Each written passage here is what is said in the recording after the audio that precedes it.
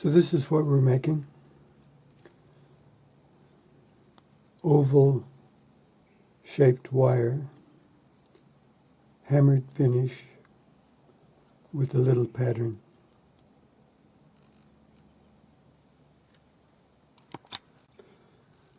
So I'm going to make a bangle to match the ring, and I'm going to start with about a 195 millimeter long piece of 3 millimeter round wire. Now, the bangle that I'm making, the metal will eventually have to be 210 millimeters long, and we'll get that length by hammering like we did the ring.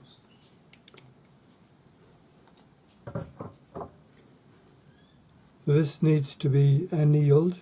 We check to make sure it really is 195.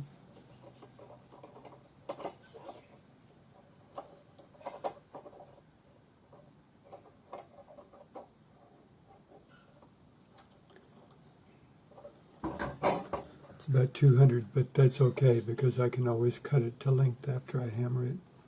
So the first thing we're going to do is just hammer this until it's half the thickness, and I'm using the slightly rounded side of a planishing hammer, and you always want your planishing hammer to be smooth and shiny and no marks in it, because whatever mark it leaves on the metal will then be nice and smooth and shiny with no marks.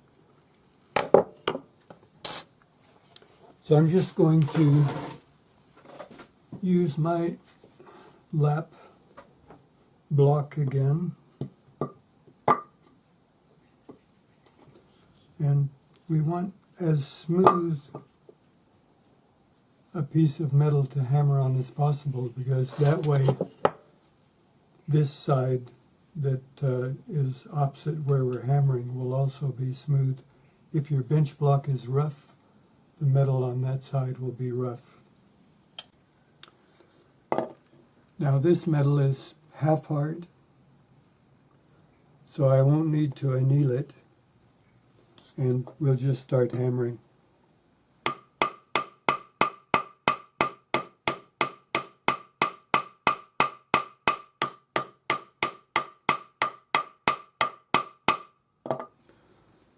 So try to get the same thickness and the same width as you're hammering. And as you're hammering, if the metal starts to curve, like this has a slight curve in it, then you hammer a little bit more on the other side and it'll straighten that curve out.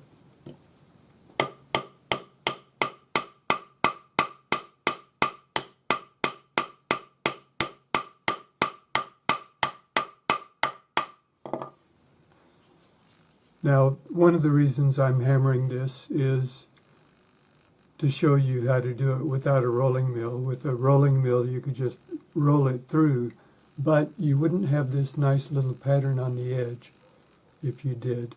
So, and I quite like that pattern, which is why I'm hammering it. And you can check from time to time to make sure the thickness is right. So this is 195, so I can hammer it a little bit more. It doesn't have to be half the thickness, but it's just an easy thing to do. Now 3 millimeters, I don't know what the gauge is,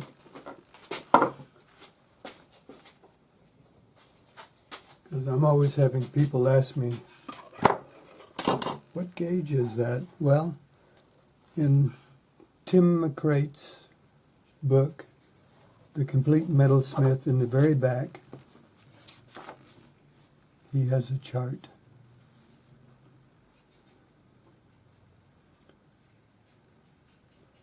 And 3.25 millimeters is 8 gauge, and 2.9 millimeters is 9, so it'd be about 7.5. Anyway, this is quite handy. If you don't have one of Tim's books, You can look online for a conversion chart. So when you have your metal hammered, you'll notice that we have these nice smooth shiny facets where we've been hammering. But if you look at the back, if your block is smooth, it will also be faceted and shiny. But we are going to use this side for the outside. Now, it's still, it's definitely work hardened, but it's still bendable.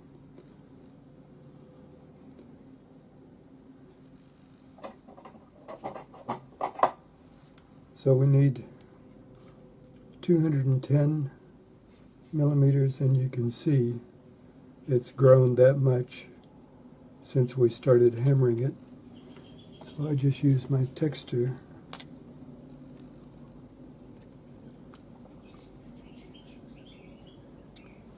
to mark it, and then we'll saw and file. I'm going to saw on the outside of the mark so that I can file back to it.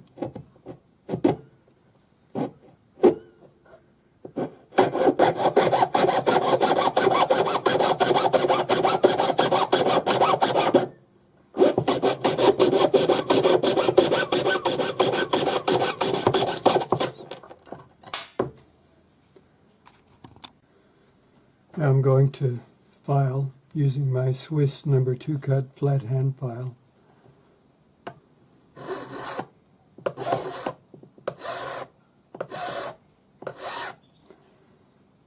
And check using the safe edge of your file to make sure that it really is flat. Do both ends.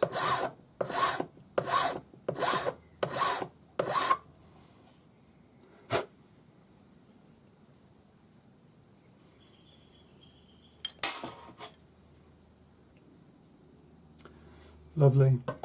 Now I need to anneal this before I even think about trying to bend it, because it's so work hardened. So I'm just going to heat this until it's a dull red. Now I have a pumice pan that I use for annealing, and the pumice, because it tends to reflect the heat back.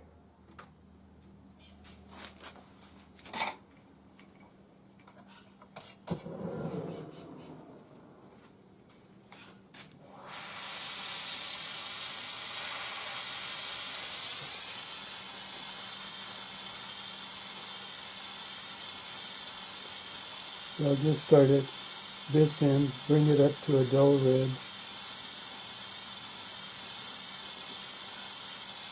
Usually you want to turn off any fluorescent lights because it tends to blank out the red. Now, if you can see red at all, like that, move down the line. And you can move your torch so that it tends to heat down the length.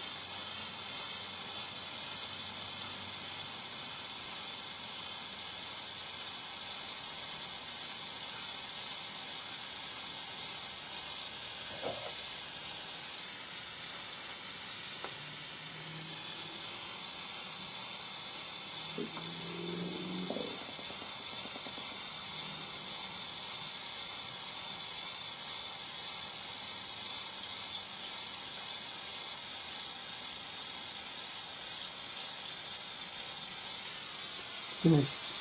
So now quench it in water and dry it.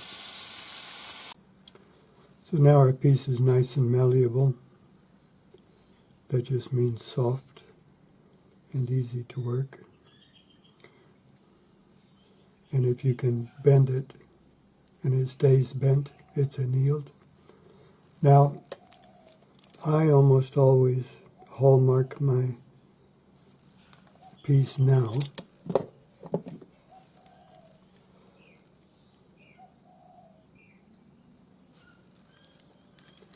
just a little quirk of mine. And you should be able to just bend this with your fingers. You could use your flat half-round pliers if you want.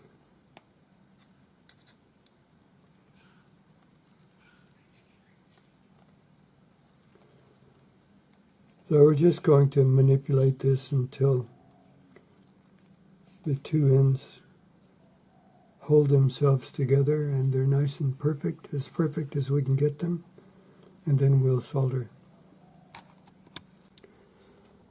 So I have my join down against my charcoal block.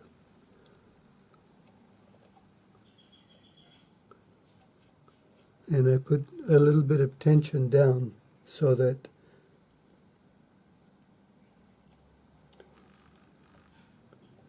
the two ends are nice and level.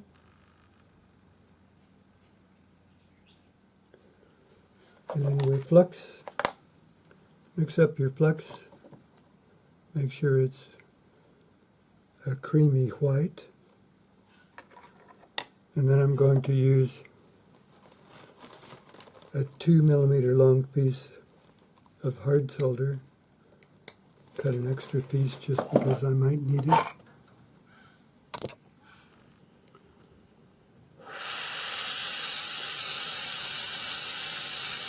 Now I'm using a number 7 tip on my Smith's little torch, and I've got it cranked up, but it is still a neutral flame, as you can see.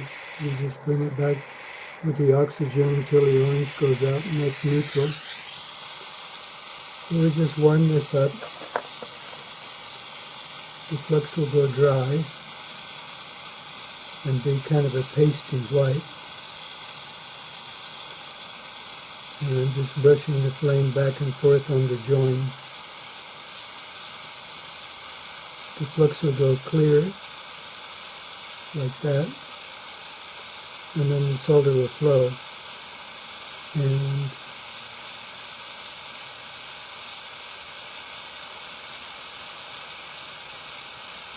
so there. And if there's not quite enough solder, you can pick up the piece that you have on your block.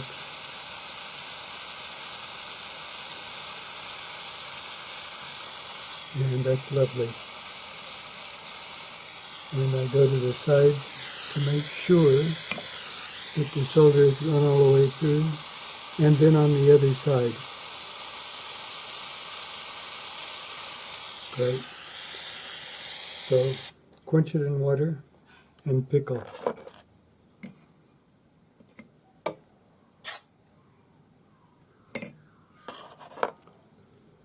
And you really don't look at your solder join until after you've pickled, because it's almost impossible to see it well until you get the flux out of the way. So once you're out of the pickle, dry off the metal, have a look at your solder join, make sure it's good. If everything looks good, we'll round it up on the bracelet mandrel using the rawhide hammer.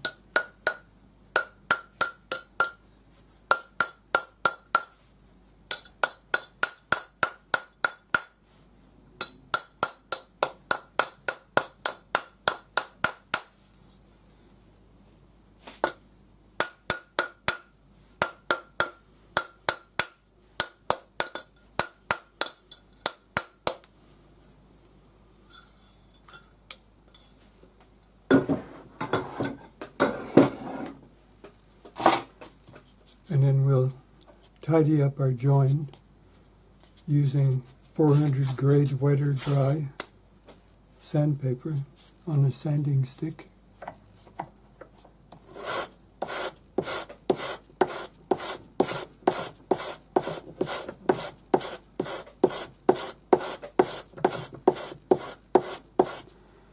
And you need to sand until there's no solder visible.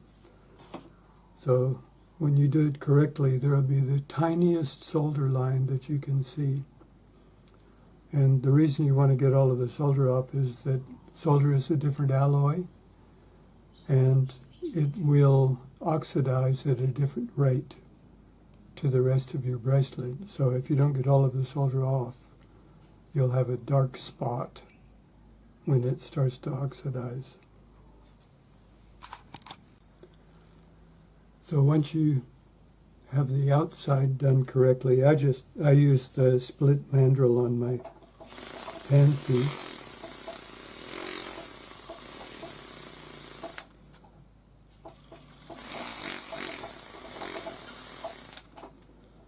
Tidy up the inside and then the edges.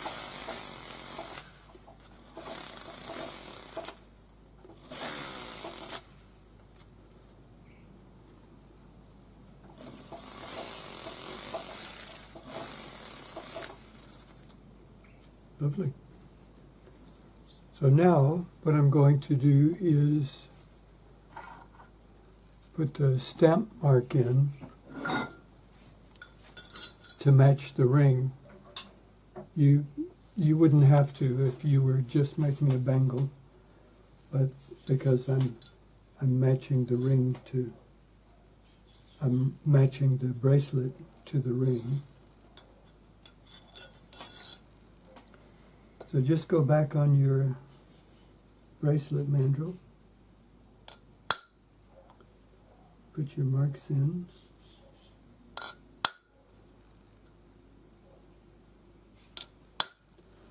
I'm putting these marks about 25 millimeters apart. Doesn't have to be perfect.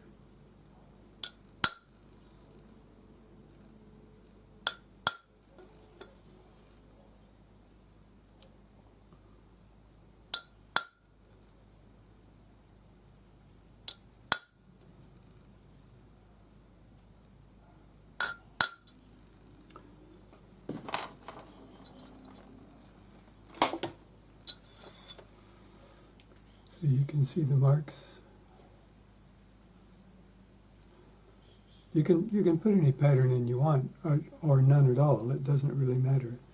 But now what I'm going to do is just take my jeweler's hammer, which is shaped like a small planishing hammer, slightly rounded, and I'm going to do the edge.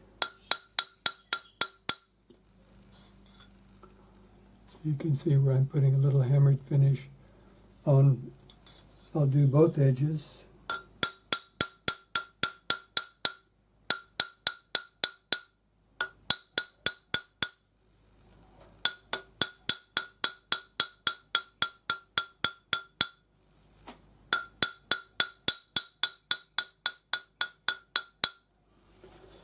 So we'll flip that over, do the other edge.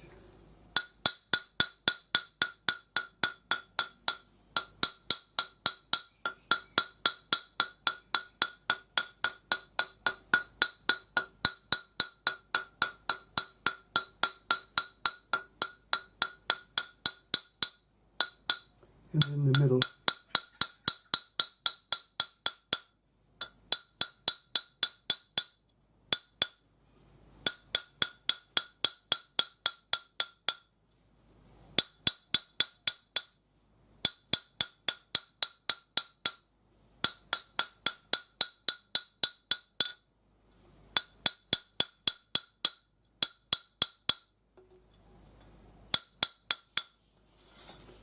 So you can see what it's going to look like. Now it's just a matter of polishing